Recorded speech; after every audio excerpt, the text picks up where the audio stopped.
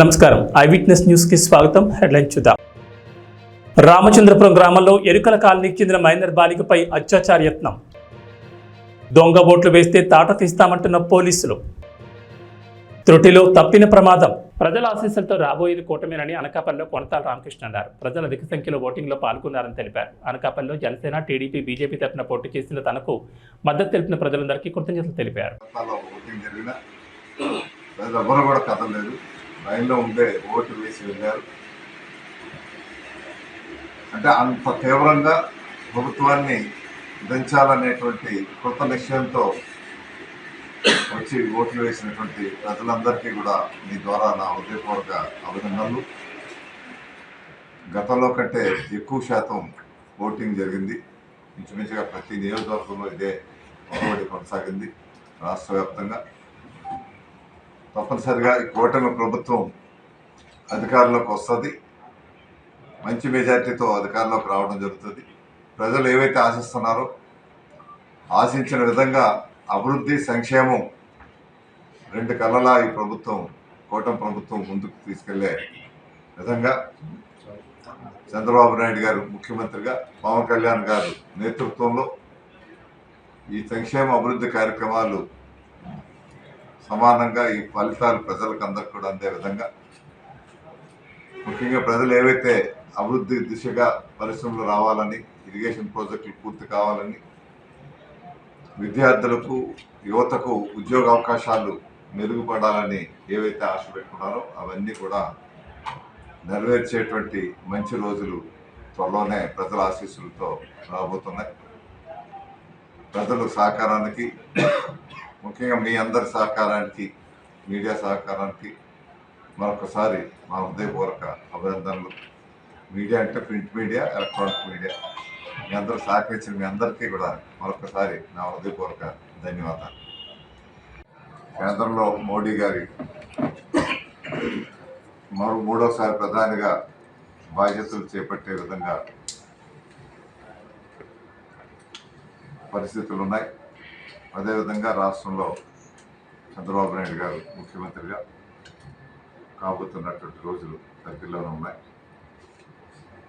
ఏవైతే పట్టుదలగా పవన్ కళ్యాణ్ గారు ఈ పొత్తు అధికారంలోకి రావాలని గత 2-3 సంవత్సరాలుగా తీవ్రమైనటువంటి కృషి చేస్తున్నారు, ఆయన కష్టానికి తగినటువంటి ప్రతిఫలం ఈరోజు రాబోతూ ఉంది. వారిది 2 సంవత్సరాల కష్టం కాదు, గత 10 సంవత్సరాలుగా ప్రజా జీవితంలో ప్రజల సంక్షేమం కోసం నిత్యం ప్రజాస్వామ్యంలో ఉంటూ ప్రజాస్వామ్యాన్ని పరిరక్షించాలని ఏవైతే కంకణం పెట్టుకొని పోరాటం చేస్తున్నారో ఆ పోరాటానికి ఫలితం త్వరలోనే రాబోతుందని మేము ఎదురు చూస్తున్నాం. తిరుపతి దొడ్డాపురంలో దొంగ ఓట్లను పోలీసులు పట్టుకున్నారు. దొంగ ఓట్లు వేసేందుకు వచ్చిన యువకులను సిఆర్పీఎస్ పోలీసులు పట్టుకున్నారు. లాఠీ దెబ్బలకి యువకులు సొమ్మసిల్లారు. ఇది చూసి దొంగ ఓట్లు వేసేందుకు ఇంకెవరూ సాహసించారని సిబ్బంది అన్నారు.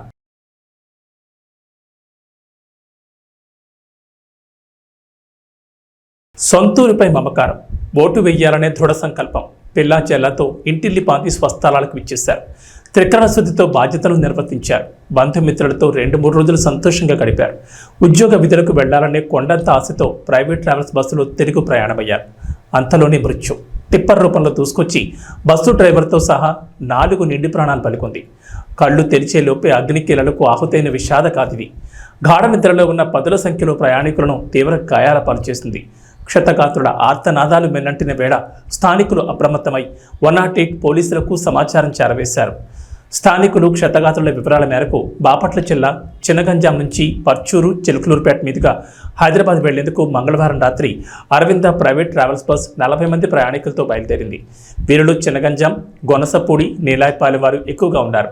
వీళ్లంతా సార్వత్రిక ఎన్నికల్లో ఓటేసి హైదరాబాద్కు తిరుగు ప్రయాణమైన వారి.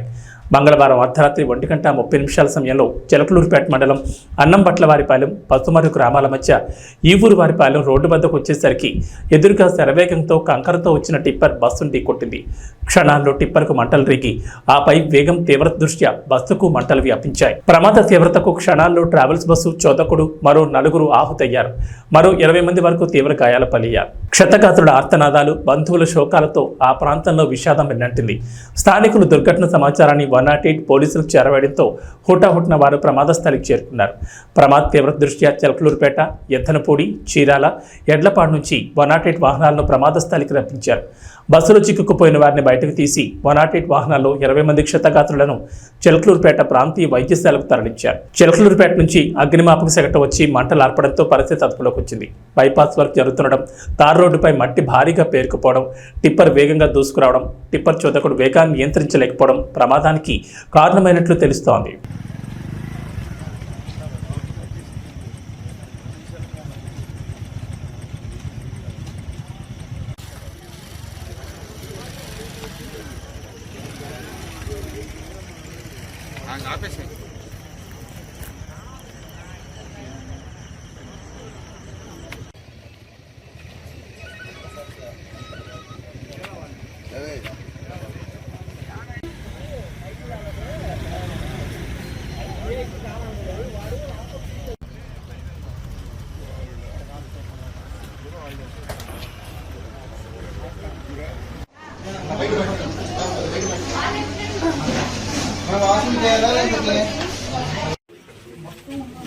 నా కొడుకులు ఓట్లు పిలిచి అమ్మకు ఏ నా కొడుకు అయితే ఏమైంది?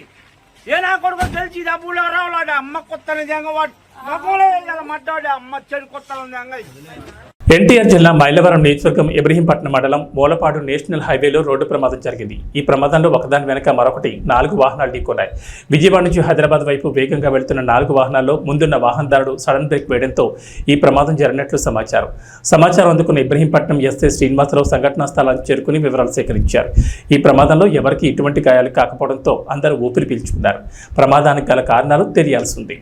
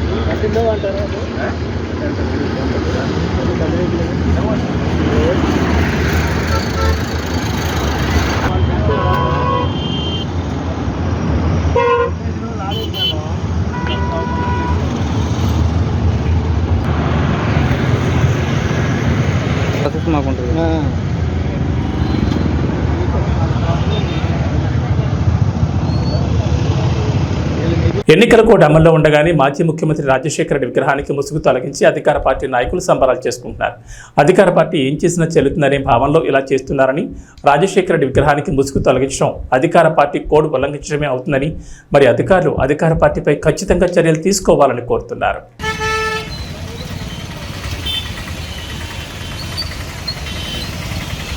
ఎన్టీఆర్ జిల్లా కొండూరు మండలం రామచంద్రపురం గ్రామంలో ఎరుకుల కాలనీకి చెందిన మైనర్ బాలికపై అత్యాచార యత్నం చేసిన నిందితుడిని వెంటనే అరెస్ట్ చేయాలని, బాధితురాలికి వెంటనే న్యాయం చేయాలని పోలీస్ స్టేషన్ వద్దనే బైఠాయించారు. బాధితురాలి కుటుంబానికి న్యాయం జరిగేంత వరకు అండగా ఉంటానని టీడీపీ ఎమ్మెల్యే అభ్యర్థి కొలికపూడి శ్రీనివాసరావు బాధితులకు భరోసా ఇచ్చారు. అంటే 100 మంది ఒకవైపు ఉన్నారు, 10 మంది ఇంకొకటి. ఈ పాప మీద వాళ్ళు ప్రయత్నం చేశాడని వీడు చెప్పిన తర్వాత ఇప్పుడు వాడు వెళ్ళి కేసు పెట్టిన తర్వాత హాస్పిటల్లో జాయిన్ అయ్యాడు. అందులో నిజమేంటో మీకు తెలుసు. అందులో నిజమేంటో పెట్టి వాడికి రాజమర్యాదలు ఏంటండి? బొక్స్ కట్టినప్పుడు నేను జాయిన్ చేయలేదు సార్, అడ్మిట్ అయ్యాడు. సరే వాడు అడ్మిట్ అయ్యాడు, మీరు తీసారండి సార్. రేపు డిశ్చార్జ్ చేస్తానని గట్టిగా వెళ్ళారు. అంటే ఒక క్రైమ్ చేసిన వాడు హాస్పిటల్లో చేరిన దాకా మీరు చూస్తూ ఉంటారండి. అతను డిశ్చార్జ్ అయిన దాకా నేను కూర్చుంటాను. మేమందరం ఎక్కడ కూర్చుంటాం. ఇంకోటి ఆ కొట్టిన వాళ్ళ ఇళ్ళ దగ్గరే ఉన్నారు. ఇంకా కుర్రాన్ని కొట్టడానికి ఊళ్ళో తిరుగుతున్నారు. మరి వాళ్ళ మీద యాక్షన్ ఏంటండి? యాక్షన్ తీసుకుంటాం. టూత్ మొబైల్స్ వాళ్ళు చెప్పాము, అతను గొడవ లేకుండా వెళ్ళారు, తిరిగారు. అదండి ఆల్రెడీ కొట్టారు కదా, కొట్టిన వాళ్ళ మీద యాక్షన్ 11 ఏళ్ల పాపని రేప్ చేయాలని ప్రయత్నం చేసి ఆ పాప వాళ్ళు చెయ్యి కొరికి పారిపోయి ఒక రకంగా మళ్ళీ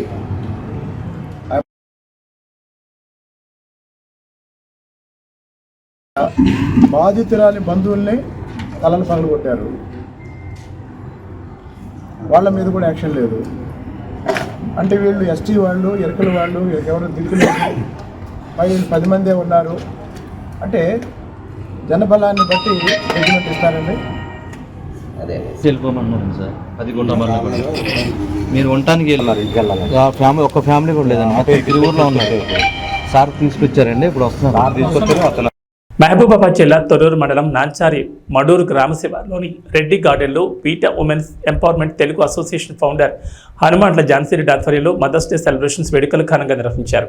ఈ కార్యక్రమంలో పాలకుర్తి ఎమ్మెల్యే మామిడాల యశస్విరెడ్డి పాల్గొన్నారు. అనంతరం మాట్లాడుతూ తల్లి ఎప్పుడైనా పిల్లలను మంచిగా చూసుకుంటుందని, పిల్లలు కూడా తల్లిదండ్రులు మంచిగా చూసుకోవాలని అన్నారు. మా అత్తమ్మ నాకు తల్లితో సమానమని, ఇక్కడికి వచ్చి పోటీ చేసే క్రమంలో నాకు నాపై నమ్మకం ఉండేది కాదని, మా అత్తమ్మ ఒక తల్లిగా ధైర్యం కల్పించి నడిపించిందని గుర్తు చేశారు.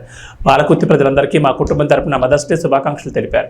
బీటా ఫౌండర్ ఝాన్సీరెడ్డి మాట్లాడుతూ పిల్లలందరూ తల్లిదండ్రులను మంచిగా చూసుకుని అందరూ కలిసిమెలిసి ఉండాలని కోరారు. అనంతరం తల్లులకు శాలువాలతో సన్మానం చేసి ఫౌండర్ ఝాన్సీరెడ్డి, ఎమ్మెల్యే యశస్విరెడ్డి ఉల్లాసంగా డాన్సులు చేశారు.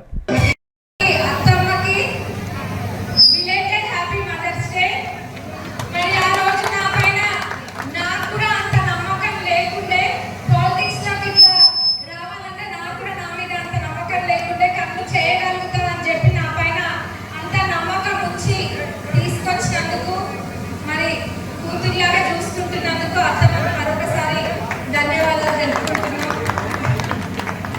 తల్లికి ఎప్పుడైనా ప్రత్యేకంగా కృతజ్ఞతలైన ఇట్లాంటివి చెప్పిన అవసరం లేదు. తల్లి ఎప్పుడైనా పిల్లలని చల్లగానే చూడాలనుకుంటుంది. మరి మీరందరూ కూడా మమ్మల్ని అదే విధంగా ఆరాధించి ఆ రోజు కంటతడి పెట్టుకుంటే మీ బిడ్డలు, మీ మనుషులు కంటతడి పెట్టుకున్నట్టుగా మీరందరూ కూడా బాధపడ్డారు. మరి మీ ప్రేమ అది మేము ఎన్ని జన్మలు ఎత్తినా కానీ అది మాకు అంత ప్రేమ దొరకదు. ఎన్ని కోట్లు పెట్టినా కానీ అట్లాంటి ప్రేమ దొరకదు. మరి పాలకుర్తి ప్రజలు అందరూ మా కుటుంబం. మరి మీరందరూ ఇదే విధంగా రాబోయే రోజులలో కూడా ఇదే విధంగా మేము ప్రేమ చూపించాలని కోరుకుంటున్నాం. మరి ఇదే విధంగా మన పాలకుర్తి నియోజక ఆడపడుచులందరినీ మా దేవుడు మనమందరూ కూడా ఇట్లా మంచిగా చూడాలి. మరి మన పిల్లలు కూడా మన తల్లులందరినీ కూడా మంచిగా చూడాలని కోరుకుంటూ తెలియజేసుకున్న వేయడం తరఫున రైట్ పెట్టండి, కొద్దిగా వాయిస్ కట్టింది.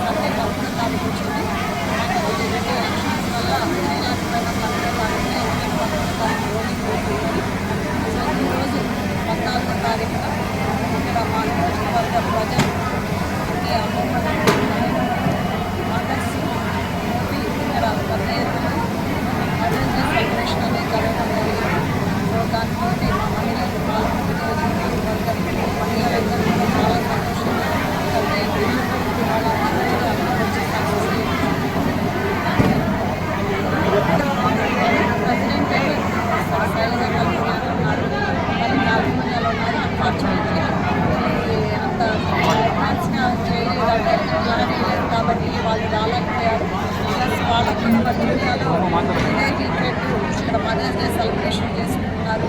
సో వాళ్ళకి అక్కడ ఈవెంట్ ఉంది కాబట్టి వాళ్ళు చంద్రగిరి నియోజకవర్గ తెలుగుదేశం పార్టీ అభ్యర్థి పులివర్తి నానిపై దాడికి పోలీసుల వైఫల్యమే కారణమని మాజీ మంత్రి అమర్నాథ్ రెడ్డి అన్నారు. ఈ సందర్భంగా ఆయనను పరామర్శించారు. తిరుపతి శ్రీ పద్మావతి మహిళా వర్సిటీలో స్ట్రాంగ్ రూమ్ పరిశీలనకు మంగళవారం వెళ్లిన పులివర్తి నానిపై విచక్షణ రహితంగా దాడి చేయడంతో ఆయన గాయపడి అపస్మారక స్థితికి చేరుకోవడం స్విమ్స్కి తరలించారు. అక్కడ చికిత్స పొందుతున్న ఆయనను మాజీ మంత్రి అమర్నాథ్ రెడ్డి, చిత్తూరు ఎంపీ అభ్యర్థి దగ్గుమల్ల ప్రసాదరావు, పోతలపట్టు ఎమ్మెల్యే అభ్యర్థి మురళి తదితరులు కలిసి పరామర్శించారు. అనంతరం మీడియా సమావేశంలో దాడిని ఆయన ఖండించారు.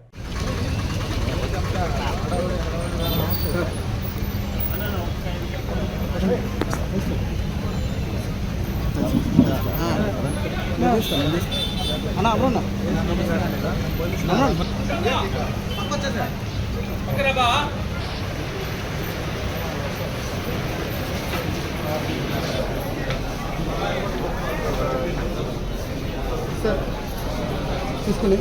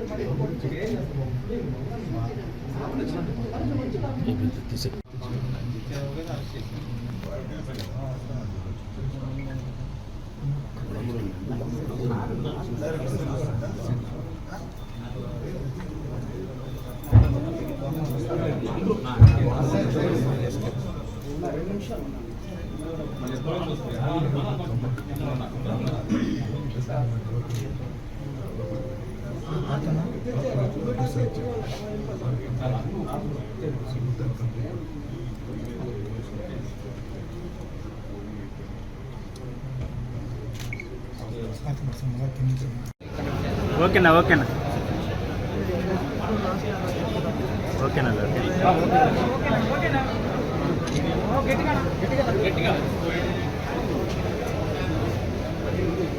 చంద్రగిరి నియోజకవర్గ తెలుగుదేశం పార్టీ అభ్యర్థి నాని గారి పైన నిన్న జరిగినటువంటి దాడిని తీవ్రంగా కూడా ఖండిస్తున్నాం. ఇది ప్రజాస్వామ్యంలో కరెక్ట్ అయినటువంటి పద్ధతి కాదు. రాష్ట్ర వ్యాప్తంగా జగన్మోహన్ రెడ్డి ప్రభుత్వానికి, ఆ నాయకులకు ఈ ఎన్నికల్లో ఓడిపోతామనేటువంటి భయం క్లియర్ కట్గా నిన్న జరిగినటువంటి సంఘటనను ఒకసారి చూస్తే మనకు అర్థమవుతుంది. మన ప్రాంతంలో ఎప్పుడు కూడా ఇటువంటి రాజకీయాలు లేవు. అందున ఇక్కడ ముఖ్యంగా చంద్రగిరి కానీ తిరుపతిలో కానీ ప్రశాంతంగా ఉండేటువంటి ప్రాంతం. ఇక్కడ ఫ్రాక్షన్ రాజకీయాల్లాగా తీసుకొచ్చేటువంటి పరిస్థితి ఈరోజు వైఎస్ఆర్ ప్రభుత్వం నడుస్తూ ఉంది. పోలీస్ యంత్రాంగాన్ని కూడా మేము కోరుకుంటున్నాం. ఖచ్చితంగా పోలీసు కూడా సక్రమంగా సరైనటువంటి సమయంలో స్పందించడం లేదు. నిన్న జరిగినటువంటి దాడి సందర్భంగా నాని ఇప్పుడే లోపల మాట్లాడాడు. జరిగిన విషయాలన్నీ కూడా చెప్పడం కూడా జరిగింది.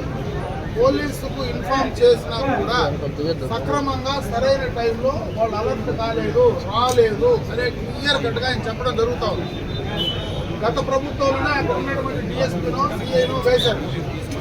వాళ్ళు పూర్తిగా ఎన్నికలు నిష్పక్షపాతంగా జరపడంలో కానీ, అదేవిధంగా అక్కడ ఏనాటి అల్లర్లు కూడా జరగకుండా శాంతియుతంగా ఎన్నికల ప్రక్రియ అయిపోయిన తర్వాత ఈ రకమైనటువంటి పంట జరగడం అనేది నిజంగా రాష్ట్ర ప్రజలందరూ కూడా గమనిస్తూ ఉన్నారు.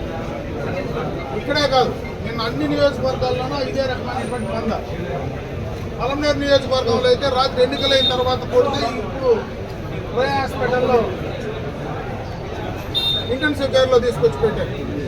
అంటే ఒకటి కాదు, అన్ని నియోజకవర్గాల్లో పొంగనూరులో చూస్తే అక్కడ ఒక రకం, తిరుపతిలో చంద్రగిరిలో చూస్తే ఇక్కడ ఒక రకం, ప్రశాంతంగా ఉండే కుప్పం పలమనేరులో కూడా ఇటువంటి రాజకీయాలు తీసుకొస్తూ ఉంటే జగన్మోహన్ రెడ్డి విధానాలు ఆ యొక్క పార్టీకి సంబంధించినటువంటి నాయకులు ఏ రకమైనటువంటి ఆలోచన ధోరణి ఉందో మరి అర్థం చేసుకోవాల్సినటువంటి పరిస్థితి ఉంది. దీన్ని పూర్తిగా కూడా ఖండిస్తున్నాం. మేము మళ్ళీ కూడా పోలీసు ఎవరైతే తెలుగుదేశం పార్టీ నాయకులు ఉన్నారో వాళ్ళందరినీ తీసుకొచ్చి ముందస్తుగా మైండ్ ఓవర్ చేసి స్టేషన్లో కూర్చోబెడుతున్నారు. ఎందుకు కూర్చోబెడుతున్నారో అర్థం కావడం లేదు. అంటే ఒక భయానకమైనటువంటి వాతావరణాన్ని ఎన్నికలు అయిపోయిన తర్వాత కూడా సృష్టించేటువంటి ప్రయత్నం చేస్తూ ఉంటే ఎక్కడికి వెళ్తున్నారని అడుగుతూ ఉన్నారు. ఎవరి నాయకుల్ని మీరు ఇబ్బంది పెట్టద్దండి. మేము ఎవరం కూడా ఎప్పుడు ఎన్నికల్లో హింసకు తావు లేకుండా చేసినటువంటి సందర్భం ఉంది. ఈరోజు మా నాయకులందరినీ తీసుకెళ్ళి మీరు స్టేషన్లో పెట్టి బెదిరించే కార్యక్రమం చేస్తే ఎంత మాత్రం సభకు అడుగుతా ఉన్నా.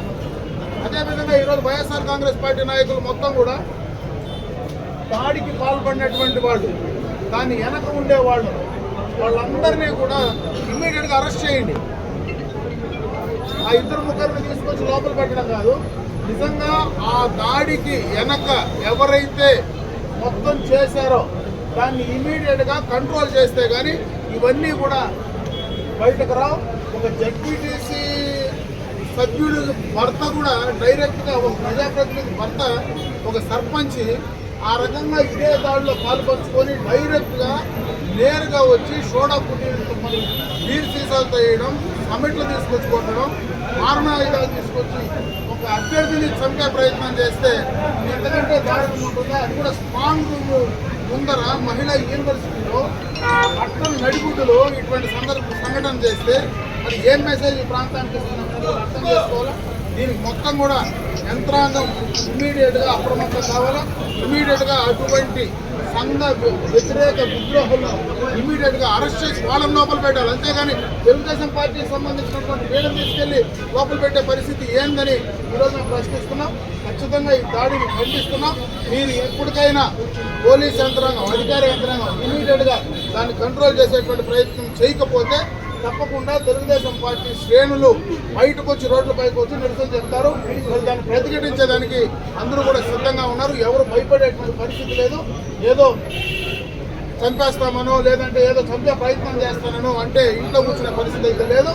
ఖచ్చితంగా దీనికి ఫలితం పర్యవసానం అనుభవించక తప్పదని చెప్పి ఈ సందర్భంగా తెలియజేస్తారు. ఎన్డీఏ కూటమి అభ్యర్థి వసంత కృష్ణ ప్రసాద్ ఎన్నికల అనంతరం ఇబ్రహీంపట్నం మండలంలోని దొనబాడ నుంచి మొదలై చెలుకూరు, దాములూరు, కోటుకలపూడి, కేతనకొండ, మూలపాడు, చూపూడి, తుమ్మలపాలెం, గుంటపల్లి, ఏలపూరు గ్రామాల్లో పర్యటించి నాయకులు, కార్యకర్తలతో సమీక్ష నిర్వహించారు. తన కోసం కష్టపడిన తెలుగుదేశం, జనసేన, బీజేపీ కుటుంబ సభ్యులందరికీ పేరు పేరున కృతజ్ఞతలు తెలిపారు.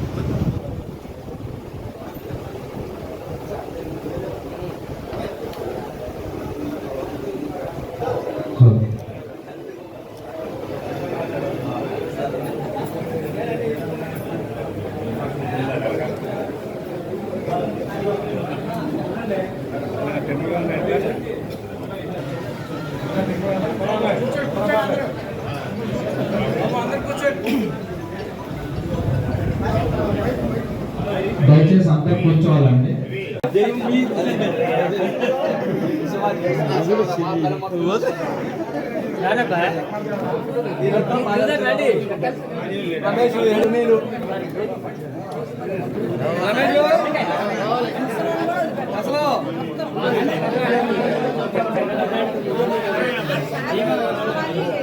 కుటుంబ